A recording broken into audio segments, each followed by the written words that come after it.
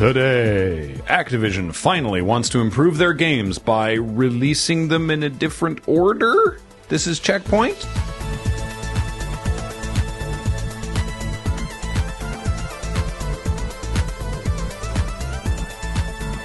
Welcome to CheckPoint. It's Claire Obscure's world. We're just living in it. Our striped shirts and berets are in the mail. And I hope that's all. I can't possibly eat more baguette than I already do. The French are in power now, Graham. They make the rules. Pardonnez-moi.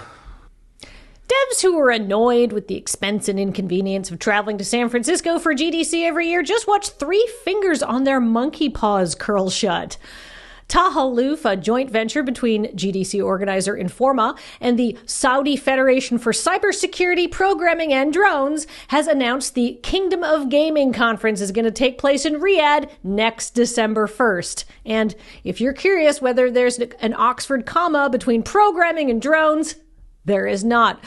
Tahaluf's EVP Annabelle Mander told GamesIndustry.biz that the Kingdom of Gaming marks Tahaluf's next mega global brand, a platform built in alignment with Vision 2030 to accelerate the kingdom's creative economy.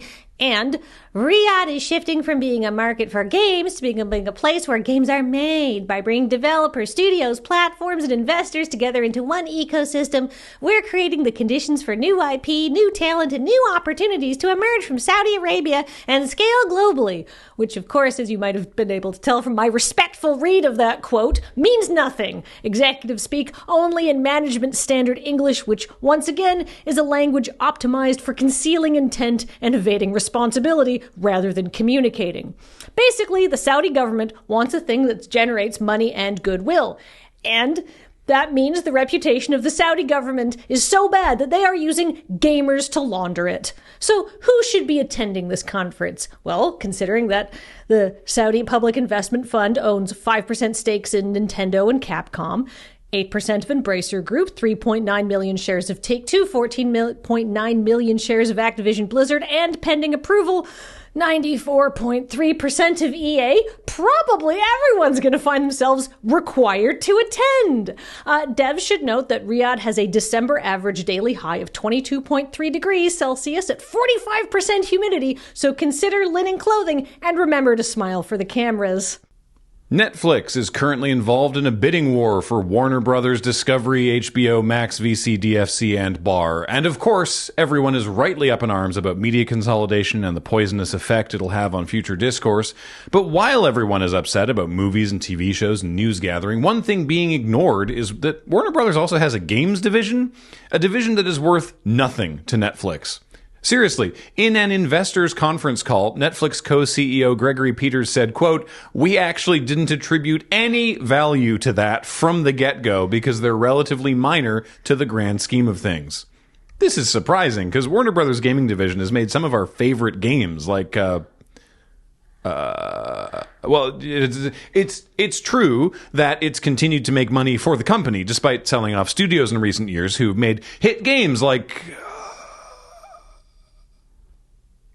obviously, they make good games, right? Like, everyone knows that Netflix helped fund Monument Valley's third game, and they backed that solitaire game that I could just buy outright on the App Store, but if I have someone else's login, I could play it for free. So it is weird that Netflix doesn't see value in acquiring a gaming portfolio that includes Bugs Bunny Crazy Castle? Yeah. And did they make an Animaniacs game? Oh, good. All right, cool. Close enough. Ubisoft has launched a limited-time Attack on Titan crossover mission for Assassin's Creed Shadows. The mission is free to download now, but it's not going to be available after December 22nd because we need to dole out consequences for anyone that's attempting a healthy relationship to their gaming habit at the busiest time of year. Anyhow, along with that side quest, there are also cosmetic items available for purchase for several thousand hashtags each. As for the actual gameplay content of the crossover, it's getting a pretty mixed reception in the comments. Our heroes rescue Ada, a woman wearing a Survey Corps jacket from Attack on Titan, but not a known character from the show. Together, they uncover the devious plot of Lord Albrecht to kill Ada's father Gautwin, who we're told dabbles in being a Titan himself. They find Gautwin restrained in a room that could only exist in a video game, and then Albrecht enters and serves a little bit. And then Yasuke knocks down Albrecht in the one boss fight of the mission, and then Albrecht decides to inject himself with Titan Serum, resulting in this little piece of Oscar bait. And this masterwork of literature. Come on! You can't let that Titan eke out with. You don't get to play with the cool grappling hook machine or whatever it's called to actually, kill the Titan. You just escape and exchange pleasantries with Ada and Gautwin. But now, thanks to the hard work of our heroes saving the Earth, you can also part with whatever money was left this month after your landlord and the grocery monger and all of that capitalist expectation have finished with you, just for the privilege of putting the main characters in Attack on Titan cosplay. Oh my god, what the heck? That's crazy! He's steaming!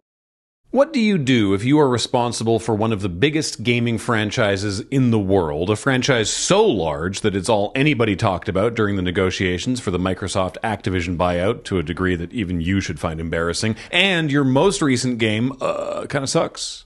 Time for a statement and a new path forward. I've been coyly talking about Call of Duty, by the way, but I'm sure you figured that out, especially if you're a Call of Duty player and have experienced Black Ops 7, the latest in gaming's shootiest lineage. To say the game has had a rocky reception is to undersell the underselling, which, by the way, is 60% down over last year's Black Ops 6. Thank you. We hear you. You're passionate. You deserve the best, and we're going to over-deliver, say the Call of Duty team in a statement that admits, quote, the franchise has not met your expectations fully. And how are they planning to do that? Well, they outline 3 bullet points. One is a free weekend, which I guess is a great way to let anyone play this apparently bad game for free. Point 2 is unprecedented seasonal content support, adding that they will not rest until Black Ops 7 earns its place as one of the best Black Ops games we've ever made, which I'd argue at only 7 entries so far, it already is. But the third point is the one getting the most attention, which is that they, quote, will no longer do back-to-back releases of Modern Warfare or Black Ops games.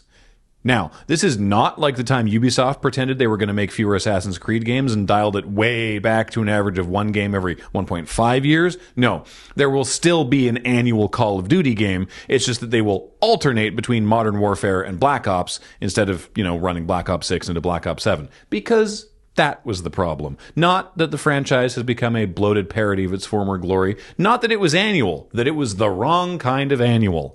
They end by saying, we have been building the next era of Call of Duty, and it will deliver precisely on what you want, along with some surprises that push the franchise and the genre forward. It will deliver precisely on what you want. Who are you talking to? All gamers? You can't even get 2 gamers to agree on the best Persona 5 character, and we're married. I mean, the gamers might be married.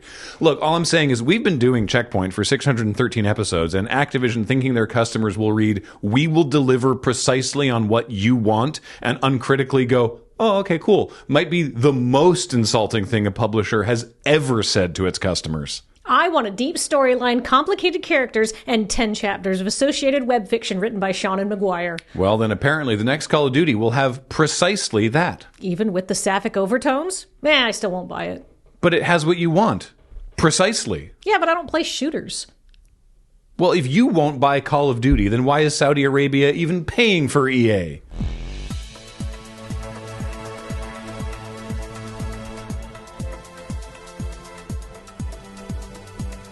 Coming up, we learned a lot about upcoming games during last night's Game Awards, but most importantly, we learned that on a clandestine trip to Bora Bora, Miss Piggy fucked Jeff Keighley. Say what you will about Jeff Keighley. I'm sure all of it's valid. I appreciate that they continue to have the Muppets appear on the Game Awards to make fun of him. I mean, I like that I feel like the Muppets appeared at the Game Awards because Jeff Keighley likes the Muppets. Yeah, and if it was me, I would also be like, hey, can the Muppets come on the show? I like the Muppets too. I mean, They sang a little song. It was fun. Rolf the dog was there. I like seeing Rolf. I feel like nobody is just like, the Muppets. Everybody's like, I like the Muppets. I like the Muppets a Everybody's lot. like, I like the Muppets. They're the ones from the movie we watch at Christmas. Yeah. Right? Yeah. Which might be their most enduring legacy to the newer generations. If you want to see a full watch-along with myself and Paul and Heather watching the Game Awards, that is available in a separate video on this very channel. But I will say, sort of like as a TLDR, the awards part was better in that they didn't play anybody off, and in fact someone finished talking. There was two people. Someone finished talking. The music started to come up. The second person was like, actually, I'd like to say something as well. And the music went away. So that was great. They spent a long time on the Impact Award for Girls Make Games. Like, they spent a lot of time on that segment, which was really nice. Felicia Day was there as ambassador for Girls Make Games. The orchestral montage for Game of the Year was really cool. They still did that thing where they're like, all right, we got to knock through three awards real quick. Here's esports, bam. Here's content creator, bam. Here's the, like, I saw a clip, Moist Critical won best content creator, and he was just watching from home. Like, he wasn't there because, like, why? Right? Because they're like, hey, Moist Critical, congratulations. Like, there's no opportunity to like talk, or they don't even have like a trophy. They don't even have a trophy there. It's just Jeff going, all right, let's knock through some of these. And I hate that still. I mean, but the actual awards were, the awards they did show were treated with a little bit more reverence than they've been in the past. You know what? I didn't watch it this year because I had better things to do. Oh, yeah. But it does, and like I will say that you said they didn't play anyone off. They didn't play anyone off the year before either. And people, in fact, were referenced, like, because it was not last year, but the year before. It was 2 years ago they started playing off Larian, yeah. And then people were really furious, and so furious that people roasted them about it the next year. Like, people were so mad. Yeah. So, but this does show, and I realize that perhaps my bar is now comically low.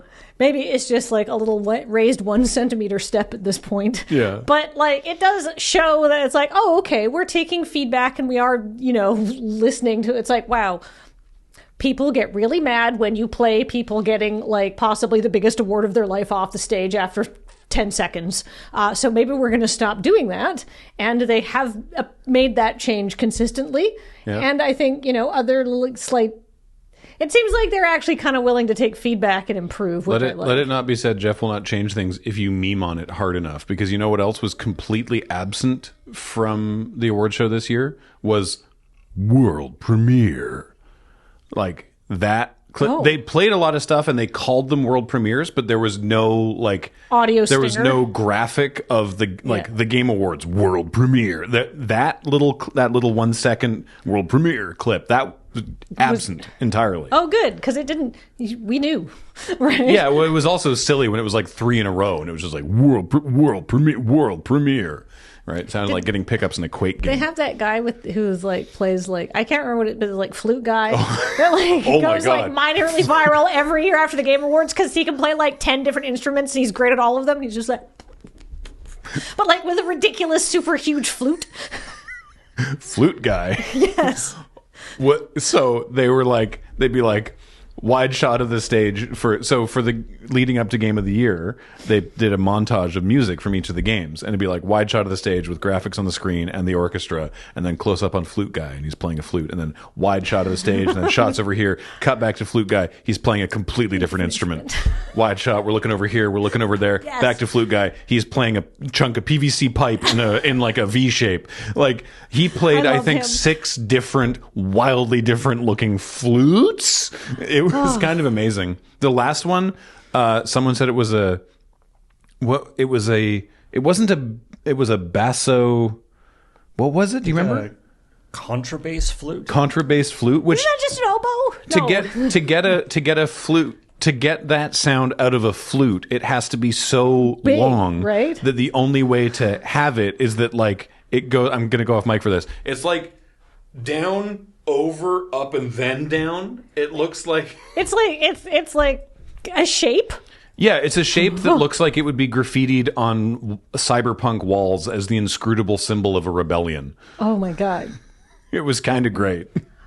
So yeah, Flute Guy was awesome. Also in good news, can I just say thanks to Cameron for writing the Saudi Arabia game GDC analog thing. That's not good news at all, but Cameron did a great job writing the story, so that's some good news. And Nelson wrote the story about the Assassin's Creed Attack on Titan thing. Which is very silly. And I want to say that Nelson, because he doesn't know anything about Attack on Titan or Assassin's Creed, did something that is a vanishingly rare act for a journalist to do in this day and age, which is that he found a primary source He tracked down an Assassin's Creed streamer and he asked her a bunch of questions. This streamer is the person who provided the clips that we are using in the show, so thank you so much. Well, at the end there, the clip at the end was the "ooh, he's so steamy." Yeah, that one. The other clip is just like some gameplay recording of the thing. But okay, but like the clip that we used at the end of the show. Yeah. And I really appreciate that. And good job, Nelson, for doing that. Yeah. And good job, all of you, for supporting us through Patreon, so we can be like, yeah, we do have time to go find an original source for this joke. Beej wrote the Warner Brothers Netflix story as well. And we were talking about it, and it's like, yeah, if you stop to think about it, like the main things that people know about Warner Brothers gaming is like oh wait, they're holding on to the trademark for the Nemesis system from the Lord of the Rings games. And that's like the main thing, especially since they unmade multiverses. It's like, because all the Warner Brothers stuff is licensed. It's like, it's Batman, Harry Potter, and Lord of the Rings. And, we were talking about it, and like, if we tried to stay informed on this, and obviously for this story we were looking into it, but before this story, like 2 weeks ago, if you'd been like, hey, what games does Warner Brothers make? I'd be like,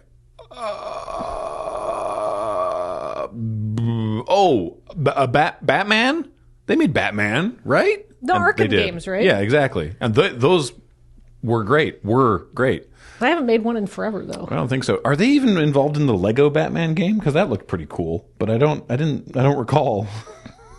Anyway, so yeah. Thanks for that. And then I wrote the other story that I did. I wrote nothing. That's okay, because we all contribute in our own way, like how you can support us financially at Patreon or by becoming a member on this YouTube channel. Member shoutouts at the end of the video. That worked as a segue. It did. Yeah. Yeah. These are the kind of segues you pay for. So genuine human-generated awkwardness. Yeah, made by people. A computer could never be this uncomfortable. Thanks for watching.